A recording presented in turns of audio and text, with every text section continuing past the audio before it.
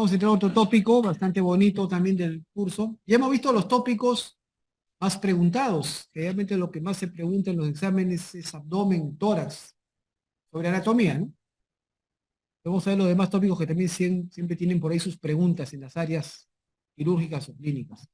Bien, vamos a empezar entonces con pelvis.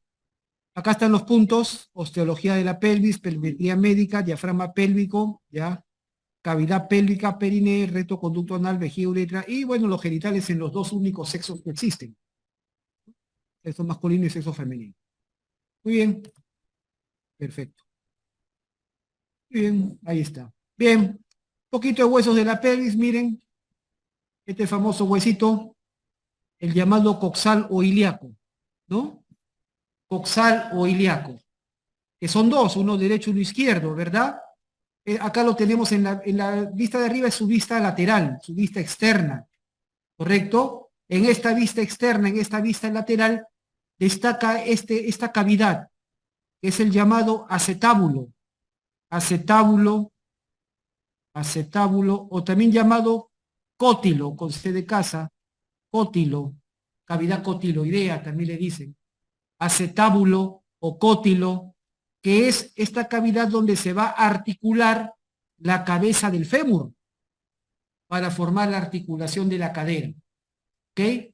La articulación de la cadera, cuyo nombre anatómico es articulación coxofemoral, coxo de coxal, coxofemoral, es el nombre anatómico de la articulación de la cadera.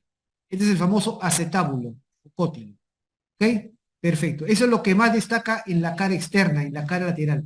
Mientras que por su cara interna, por su cara medial, esta es la cara interna, la cara medial, ¿correcto? Destaca esta superficie que se conoce como la fosa ilíaca.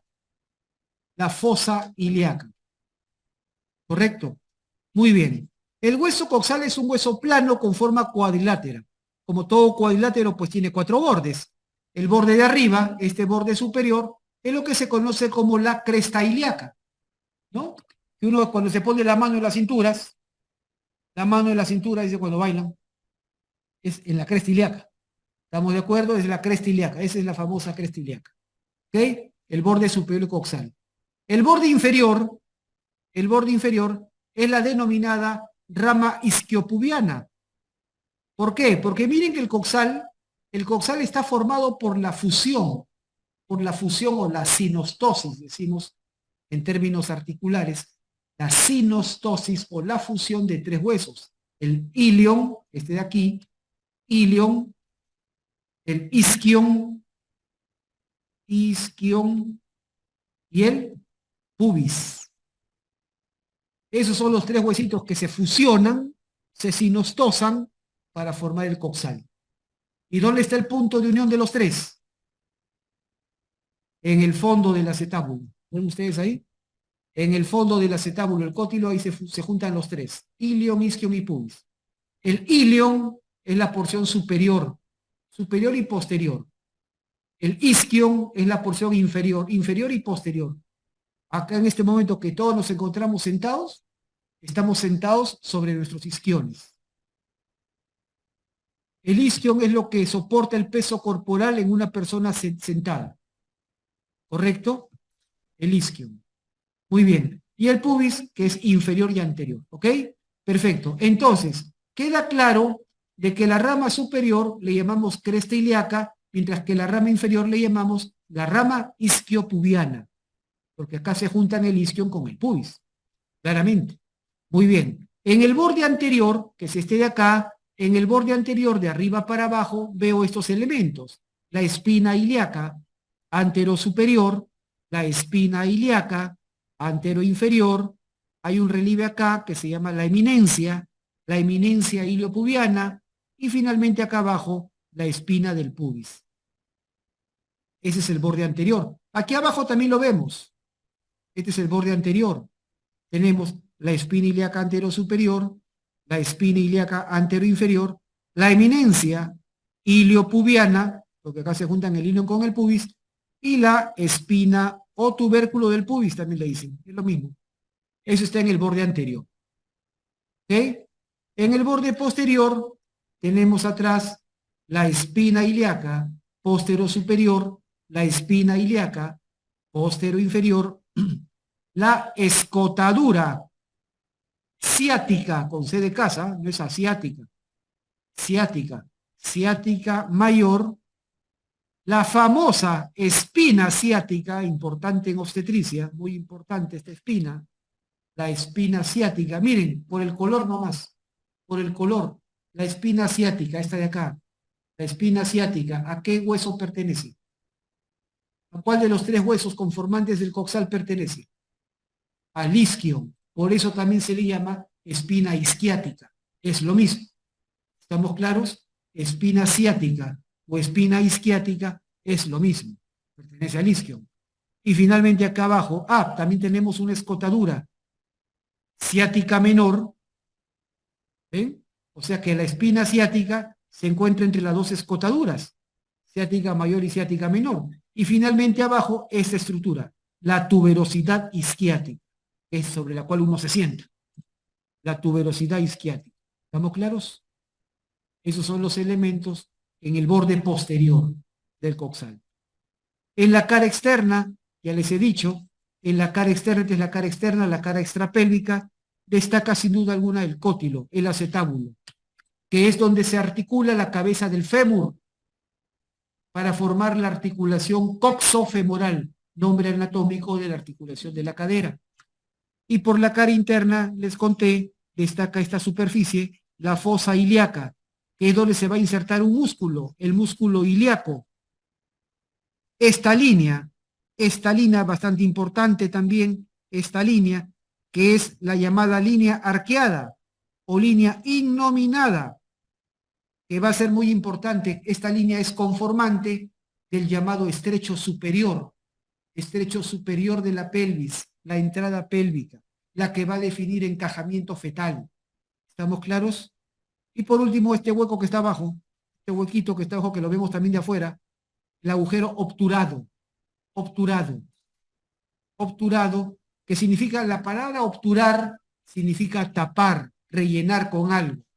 ¿Me dejo entender? El agujero obturado, que normalmente está tapado por una membrana, la membrana obturatriz, y dos músculos. Por fuera estará el músculo obturador externo y por dentro el músculo obturador interno. ¿Quede claro? ¿Ok? Muy bien. Ahí está. Ilion, isquion y pubis. Ahí estaban los nombres. ¿Ya? Lo mismo. Ya está. Perfecto. Muy bien. Ahí está. Estaba señalado. Está bien. Perfecto. Ya.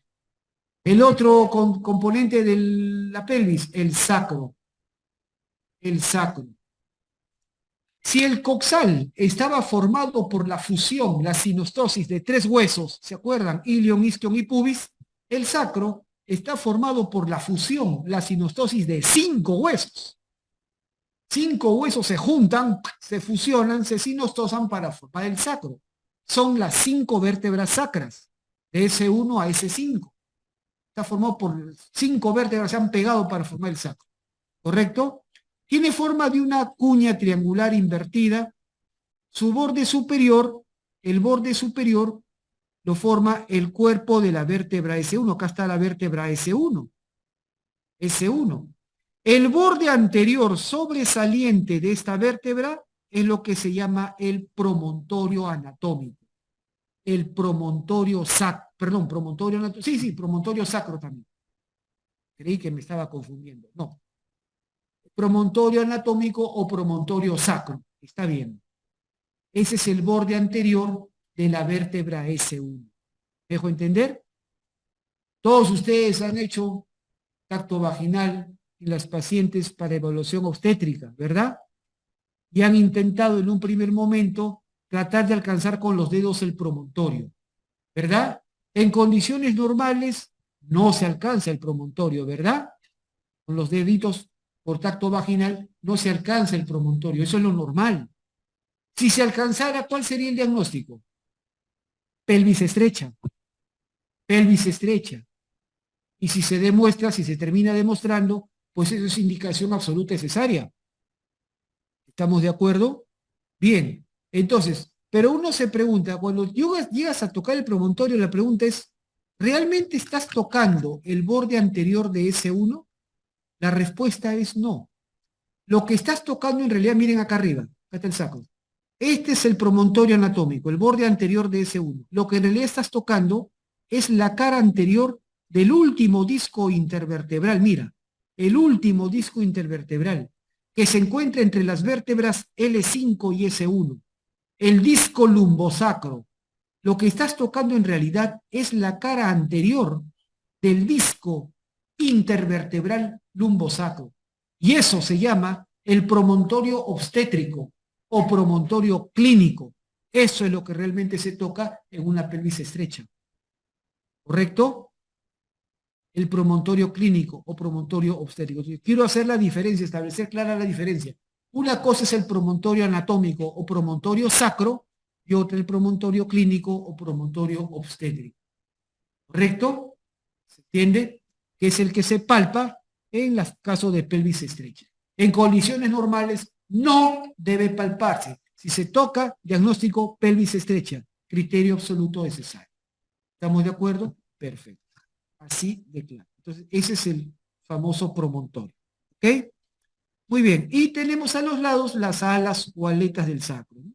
Bien. En los bordes laterales tenemos las articulaciones sacroiliacas. Estas son las articulaciones sacroiliacas. Y en su vértice inferior del sacro se articula con el cóccix, ¿no? Formando la articulación sacrocoxigia. Muy sencillo, ¿ok? Bien. La cara anterior del sacro tiene notables diferencias en el hombre y la mujer. Cuando alguien le pone un sacro en la mano, uno ve un sacro en la mano en una estructura ósea, rápidamente se acuerda que es un sacro de hombre o mujer. Rápidamente. Viendo la cara anterior, nada más. Incluso pasando la mano por la superficie anterior del sacro. Rápidamente te das cuenta si es sacro de hombre o mujer. ¿Cómo así? La cara anterior del sacro es cóncava. Es cóncava y francamente lisa. ¿Me dejo entender? Francamente lisa. Porque es un sitio por donde va a pasar, es el canal del parto. No debe haber ninguna elevación, ninguna exostosis que pueda obstruir o dificultar la salida del feto. Acuérdense que el momento del parto es un momento vital donde hay sufrimiento fetal, hay en un momento de hipoxia. Y si se demoran, deja secuelas. ¿Me dejo entender? Después gobiernan mal el país. Cosa pasa. ¿Estamos de acuerdo? Entonces, por favor, tienen que tener niños sanos. Entonces, estamos de acuerdo que estudien medicina, que se preparen en vía médica, así como nosotros. ¿Estamos de acuerdo? Muy bien, entonces, cara anterior sacro, lisa, cóncava. ¿Estamos de acuerdo? Si hubiese alguna elevación en la cara anterior del sacro, eso se denominan los falsos promontorios. Falsos promontorios, porque es uno cuando palpa, crees que estás tocando el promontorio y no es el promontorio, estás tocando cara anterior del sacro, estás frente a un falso promontorio.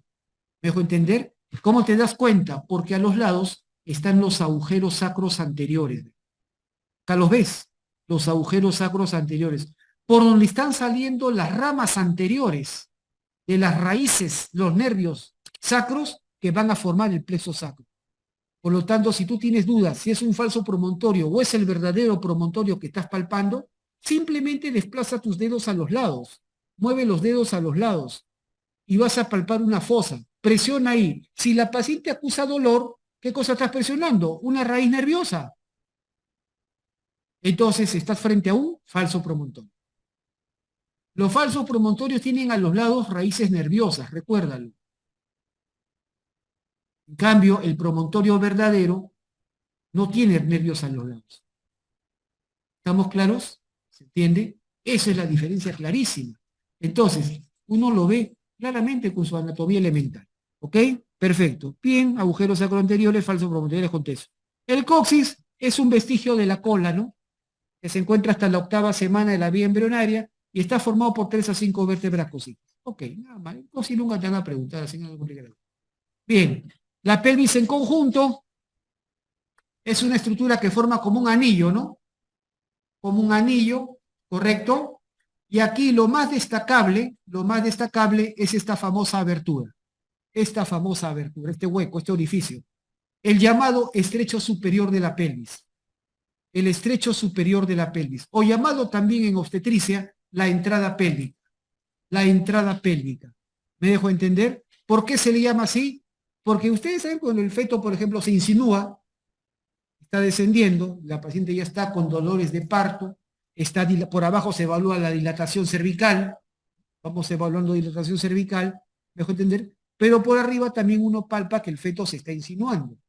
Entonces, tú apretas encima del pubis con tus dedos y la cabeza del feto se levanta, significa que todavía no entra al estrecho superior.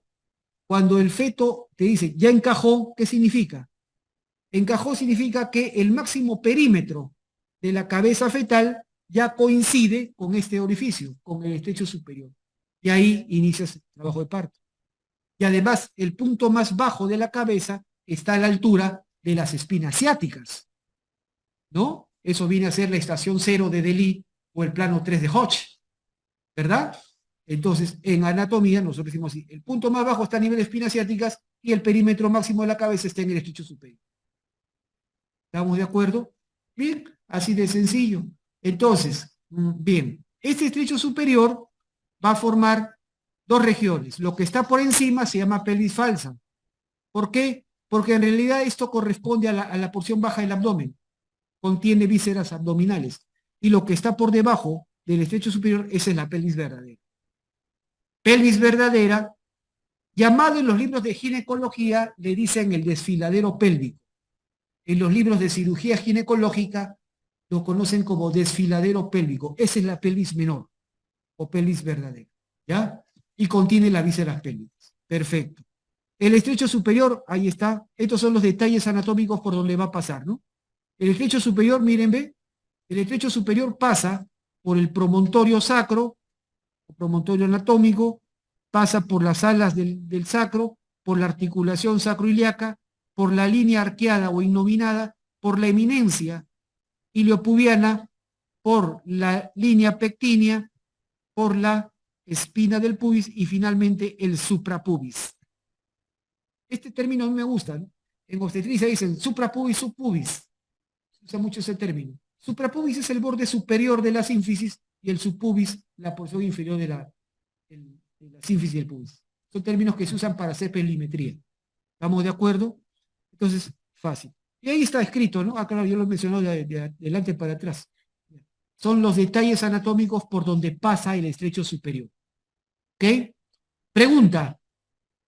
El mayor diámetro transversal, del estrecho superior, ¿a qué nivel se encuentra? A nivel de las líneas arqueadas o líneas innominadas. ¿Me dejo entender? El mayor diámetro transversal del estrecho superior se encuentra a nivel de las líneas arqueadas o innominadas. De ahí la importancia de estas líneas. ¿Y el diámetro antero-posterior de dónde a dónde va? Del promontorio al pubis, ¿no? Del promontorio al pubis. Así de claro. ¿Ok? Perfecto. Muy bien, ya hemos visto eso. ¿Qué he puesto acá? Ah, ya, perfecto. En la pelvis menor, en la pelvis verdadera, ¿no? Aquí tenemos nosotros arriba, este es el estrecho superior, ¿verdad? Acá estaría el estrecho superior. La abertura, este hueco que vimos acá. Eso está acá. El estrecho superior. ¿Correcto? Bien, la pelvis verdadera, sus límites, anterior inferior el pubis, posterior superior el sacro y coxis, ¿no? A los lados tenemos acá, ¿se acuerdan? El agujero obturado y estos agujeros, el agujero ciático mayor y el agujero ciático menor. ¿Ok? El agujero ciático mayor, este de acá, es atravesado por estos elementos, ¿ya? Músculo piriforme, ¿qué significaban? Vena, arteria, nervio, ¿no? El paquete vasculo nervioso, glúteo superior, glúteo inferior, el famoso nervio ciático. Ese, el más conocido, ese es el más probable que te pregunten. El nervio ciático. Sale por el agujero ciático mayor. ¿Correcto? Pregunta básica, y acá está el otro agujero, ciático menor. ¿Cuál es el elemento anatómico que atraviesa los dos agujeros? ¿Cuál es el elemento anatómico que atraviesa los dos agujeros? Está escrito, el van pudendo, el van pudendo, el famoso nervio pudendo, junto con la arteria pudenda interna y la vena pudenda interna. ¿Has escuchado hablar del pudendo en obstetricia? Se usa bastante, ¿correcto? El nervio pudendo Es una rama del plexo sacro. Se origina en las raíces S2, S3 y S4. S2, S3 y S4, nervio pudendo. Es un nervio mixto, es decir, tiene función motora y sensitiva. Su función motora nunca la pasen por alto, yo siempre la hago recordar. Es el nervio de los esfínteres voluntarios. Es el nervio de los esfínteres voluntarios. Por ejemplo, ¿cuál? El esfínter voluntario de la uretra y el esfínter voluntario del ano. Esfínteres voluntarios o también llamados esfínteres externos. Externo. Recuerda, el ex es voluntario. El ex es voluntario. Recuerda siempre eso. ¿Estamos de acuerdo? Ex voluntario. Entonces, los esfínteres externos son los esfínteres voluntarios. Por lo tanto, son los esfínteres responsables ¿de qué? De la continencia. De contener, continencia, de contener, pues el esfínter externo o voluntario de la uretra será el responsable de la continencia miccional, de la continencia urinaria. Y el esfínter externo o voluntario del ano será responsable de la continencia fecal. De la continencia fecal. ¿Se entiende la idea? Eso es pregunta de examen recurrente. En urología me parece que lo preguntan también. ¿Ok? Entonces, yo simplemente les estoy dando las bases anatómicas. Ese es el objetivo de mi cursito. Entonces, esfínter voluntario de la uretra. Entonces, una paciente que tiene incontinencia urinaria está fallando ¿qué músculo? El esfínter externo, el esfínter voluntario de la uretra. Si es lesión nerviosa, ¿qué nervio está fallando? Pudendos. Los pudendos. Y la incontinencia fecal, bien, está fallando el esfínter externo o voluntario del ano. ¿Quién estaría fallando? También los nervios pudendos. ¿Está claro? Por lo tanto, al pudendo siempre recuérdenlo como el nervio motor de los esfínteres voluntarios. Recuerden eso, no hay falla. Que quienes mantienen la continencia son músculos, acuérdate, esfínter externo, acuérdate, el ex es voluntario. Acuérdate, externo, estriado, músculo estriado, no liso, estriado. ¿Estamos de acuerdo? Externo, estriado. Externo, el ex voluntario. Acuérdalo. ¿Ok? ¿Quién nos inerva? El pudendo. ¿Correcto? Pero el pudendo no solamente es motor. ¿Todos han hecho episiotomía alguna vez? Episiotomía, una medio lateral que es más práctica. ¿Correcto? Para aplicar, digamos, hacer la episiotomía tienes que anestesiar, colocar anestesia local. Y lo ideal es bloquear al nervio pudendo, porque el nervio pudendo es el principal nervio sensitivo de la vulva en la mujer y del escroto y pene en el varón. Cuando digo que es el principal, significa que no es el único, pero es el que más territorio tiene. ¿Estamos de acuerdo? El principal nervio sensitivo de vulva, genitales externos en la mujer y genitales externos en el hombre. Principal, no el único, pero el principal. Por lo tanto, cuando haces un corte de episiotomía a nivel de la horquilla, el extremo posterior de los labios mayores de la vulva, tienes que bloquear el pudendo. Pregunta. ¿Va a hacer episiotomía entonces a qué nervio bloqueas? Al pudendo. Pregunta. ¿Y cuál es el punto anatómico de referencia para bloquear al nervio pudendo? Mira mi dibujo. Tú sabes, te acabo de decir que el famoso pudendo es el único elemento que cruza por los dos agujeros ciáticos, el mayor y el menor. Pero para cruzar a los dos, ¿a quién está rodeando? ¿Qué es esto? La espina ciática. La espina ciática o isquiática. Este van rodea a la espina ciática para poder pasar de un agujero al otro. El nervio, el van que rodea a la espina ciática es el van pudendo. No puede fallar. No puede fallar. Si estoy en Villamey, no puede fallar. ¿Estamos de acuerdo? Entonces, ¿cuál es el punto anatómico de referencia para bloquear anestesia, con anestesia al nervio pudendo? La espina ciática. ¿Se ve la espina ciática? No, pues la tienes que palpar. Por tacto vaginal se palpa.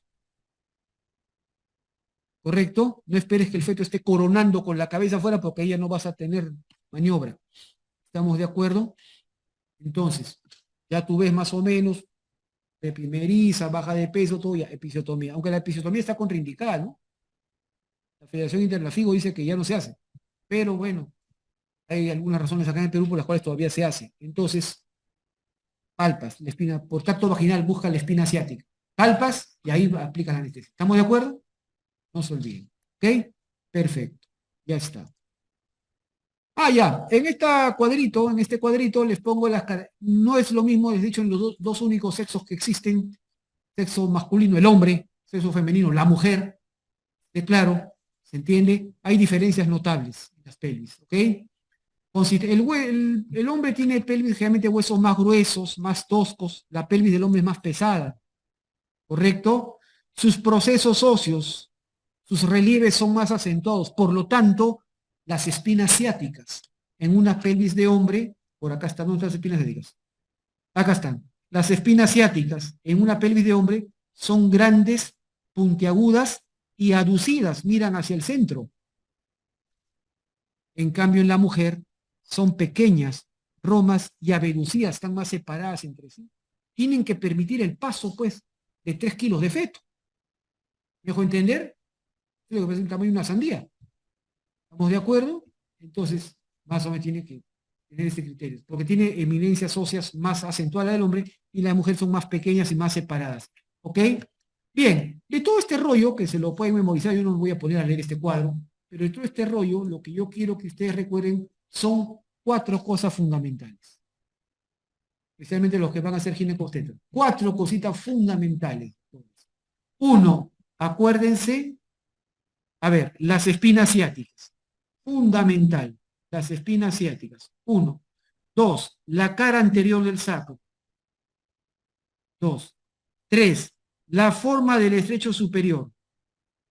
La forma del estrecho superior. Y cuatro, el ángulo subpúbico. Esto no puede fallar. Si yo hiciera preguntas en APFAN, preguntaré sobre esto. ¿Estamos de acuerdo? El resto ya apréndanlo también sin duda alguna, pero esto no puede fallar. ¿Cuáles son esos 4?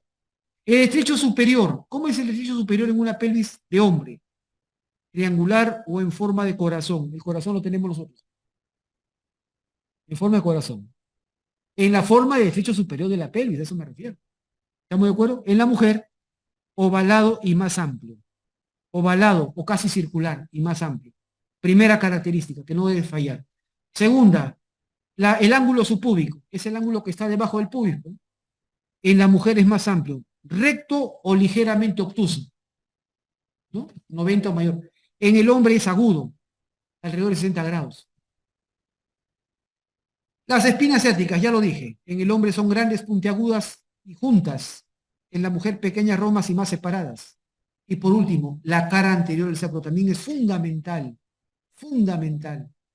En el hombre es casi plana y es rugosa, tiene elevaciones. Hace un rato les dije que la cara anterior del sacro en la mujer tiene que ser cóncava y francamente lisa.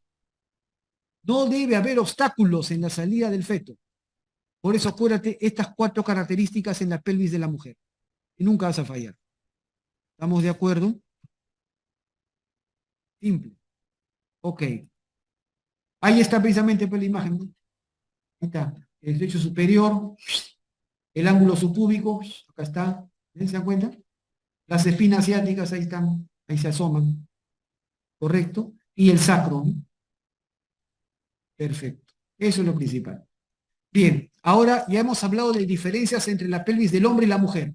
Ahora nos vamos a centrar, por obvia importancia obstétrica, nos vamos a centrar en la pelvis de la mujer. Vamos a hablar de la pelvis de ellas. ¿Estamos de acuerdo? La pelvis femenina, la pelvis de la mujer, lo primero que aparece es esta famosa clasificación, propuesta hace exactamente 90 años, 1933, con la cual la obstetricia norteamericana logró tirar casi al suelo la tasa de mortalidad materna en Norteamérica. Es casi nula en la actualidad. ¿Correcto? ¿Se entiende? Por cierto, no tengo actualizado el dato. ¿Cuánto es la tasa de mortalidad materna en el Perú? ¿Fueran o no? Yo la dejé con un 85, 87 por cada 100.000 nacidos vivos. No sé cuánto están actualmente, pero tenía entendido que era la segunda más alta de Latinoamérica después de Bolivia. Ahí están las tasas. Ahí están las estadísticas. ¿Ok? Bien. Bueno, hace 90 años, 1933, estos dos autores, el doctor William Cadwell y el doctor Howard Morley, hicieron un estudio radiológico en muchas mujeres norteamericanas y con eso lograron sacar los 4 tipos de pelvis. Ginecoide, androide, platipeloide y antropoide, ¿verdad? Bastante conocidas. Pregunta básica. ¿En qué se basa esta clasificación? Para empezar, es un estudio radiológico. Radiológico. ¿Correcto? En esa época, miren, 1933, 12 años antes de que Estados Unidos lanzara 2 bombas atómicas a Japón, no se conocían los efectos de la radiación. Salió la radiografía y ¡bum! Le comenzaron a dar con uso y abuso. ¿Eh? Dejo entender, un montón de experimentos comenzaron a hacer, no sabían. ¿Estamos de acuerdo? Entonces, pero dentro de todo ello se logró establecer estas formas de pelvis en las mujeres norteamericanas. ¿Estamos de acuerdo? ¿En qué se basó entonces? Acá está claramente, en la forma y los diámetros del estrecho superior. En eso se basa, en la forma y los diámetros del estrecho superior. Si yo pregunto examen, ¿eh? En los bancos. ¿En qué se basa la clasificación de Cadwell y Morley? La clasificación del tipo de pelvis de la mujer. Ginecoide, androide, antropoide, platipeloide, en los forma y diámetros del estrecho superior. ¿Ok? Perfecto. Y ahí tienen los porcentajes originales de estos autores. ¿Ah? ¿Cuál es la pelvis más frecuente de la mujer? La ginecoide. Pero este es porcentaje norteamericano. En el Perú, sigo rogando por favor que alguien me pase porque no encuentro estudios nacionales. ¿Ok? 20 años después, no encuentro estudios nacionales. Dejen de pelear con las obstetrices por hacer ecografías. ¿Ok? No encuentro estudios nacionales más serios. Ok. Entonces, eh, de acuerdo a, esta estadística, la pelvis más frecuente es la ginecoide. ¿Ok? ¿Y cuál es la más rara? La platipeloide es la más rara. Segundo lugar, ¿cuál es la pelvis más óptima para un parto? La de mejor pronóstico para un parto. La ginecoide. La ginecoide. ¿Me dejo entender? La ginecoide. Es la más frecuente, felizmente. Y es la de mejor, es la pelvis que se espera que tenga una mujer.